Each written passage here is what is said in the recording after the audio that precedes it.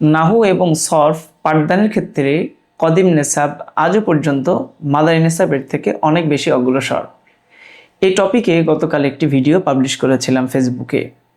ভিডিওটি এ পর্যন্ত হাজার হাজার মানুষ দেখেছে, শত শত মানুষ লাইক, কমেন্ট এবং শেয়ার করেছে। আজ আমরা আলোচনা করব মাদানী নিসাব এবং কদিম নেসাবের গুরুত্বপূর্ণ কয়েকটি বৈশিষ্ট্য। মাদানী নিসাবের 1 নম্বর বৈশিষ্ট্য হলো এসো আরবি শিখি এবং আত-তামরিনুল কিতাবি, এই দুটি গ্রন্থ। আরবি ভাষা শেখার ক্ষেত্রে এসো আরবি শিখি এবং আত-তামরিনুল কিতাবি এই দুটি গ্রন্থের মতো বিকল্প কোনো গ্রন্থ খুঁজে পাওয়া সত্যিই অনেক কঠিন। দ্বিতীয়ত, মাদানী নিসাবে এসো আরবি শিখি এবং আত-তামরিনুল কিতাবি এই কিতাব দুটি এত চমৎকার পদ্ধতিতে এবং তামরিন করিয়ে করিয়ে ছাত্রদেরকে পড়ানো হয় যে এটা সত্যি ঈর্ষণীয় এবং বিস্ময়কর।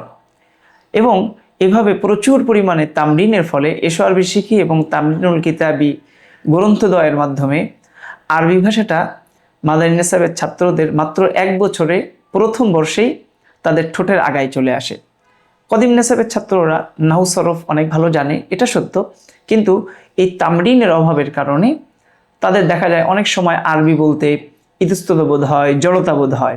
হ্যাঁ, অনেক মাদ্রাসা এমন আছে যেখানে কদিম নেসাব হলেও মাদানী নিসাবের স্টাইলে এসো আরবি শিখি এবং আত-তামরিনুল কিতাবি অনুশীলন করানো হয়। তো সেখানেও কদিম নেসাবে পড়া সত্ত্বেও কদিম নেসাবের ছাত্ররা ওই সমস্ত মাদ্রাসাগুলোতে মাদানী নিসাবের ছাত্রদের মতো আরবিতে অনর্গল বলতে পারে, ভাষাটা তাদেরও ঠোঁটের আগায় চলে আসে। ঠিক এমনিভাবে কদিম নেসাবে নাহু এবং সরফ খুব ভালো চর্চা হলেও মাদানী নেসাবেও অনেক মাদ্রাসাতে বর্তমানে নাহু এবং সরফকে শাস্ত্রীয়ভাবে কদিম নেসাবের মতো করে চর্চা করা হয়। তো ওই সমস্ত মাদানী নেসাবের মাদ্রাসাগুলোতেও ছাত্রদের এসো আরবি শিখি এবং তামরিনুল কিতাবির মাধ্যমে এবং এর সাথে সাথে নাহু এবং সরফ এর আয়ত্ত করার মাধ্যমে আরবি ভাষাটাকে তারা খুব চমৎকারভাবে রপ্ত করতে পারে। আসলে বিষয়টা হলো কদিম এবং জাদিদ এই দুটির প্রত্যেকটির মধ্যে অনন্য কিছু বৈশিষ্ট্য আছে। যে মাদ্রাসাগুলো এই দুই নেসাবের বৈশিষ্ট্যগুলোকে সমন্বয় করে সমন্বিত সিলেবাসে পাঠদান করাচ্ছে, সমন্বিত সিলেবাসে পড়াচ্ছে, ওই সমস্ত মাদ্রাসাগুলো মাশাআল্লাহ খুবই অগ্রসর হচ্ছে প্রতিনিয়ত। তা আমাদের আসলে উচিত যে প্রত্যেকটা নেসাবের মধ্যে কি কি বিষয় সুন্দর এবং স্বতন্ত্র বৈশিষ্ট্যের অধিকারী, ওই সমস্ত বিষয়কে আমাদের পিক করে করে আমাদের নেসাবটাকে সাজানো প্রয়োজন। প্রত্যেকটা মাদ্রাসা তার ছাত্রদের মেধা, তার ছাত্রদের স্তর অনুযায়ী, মুস্তাওয়া অনুযায়ী আসলে নেসাবটা সাজানো যেতে পারে। এভাবে নেসাবটা সাজালে অনেক বেশি ফলপ্রসূ হয়। নেসাব এটা কোনো মুনাজ্জাল মিনাস সামা, আসমান থেকে অবতীর্ণ কোরআনের মতো কোনো বিষয় না যে এটা কখনো পরিবর্তন করা যাবে না। এটা সময় এবং যুগের পরিবর্তনের সাথে সাথে প্রয়োজন অনুযায়ী সংস্কার হতে পারে।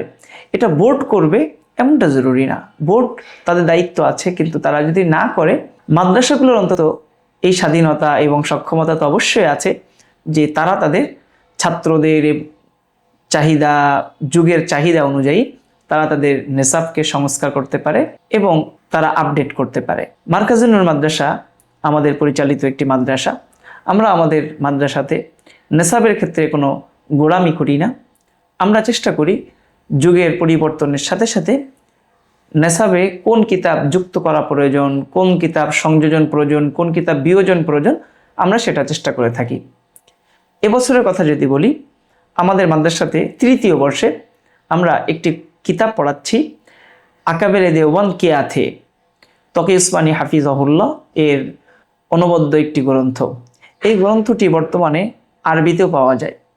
আমরা আমাদের 3য় বর্ষে এই কিতাবটির আরবি ভার্সনটি পড়াচ্ছি। আমাদের উদ্দেশ্য হলো ছাত্ররা একই সাথে আরবি ভাষা জানবে এবং সেই সাথে সাথে আমাদের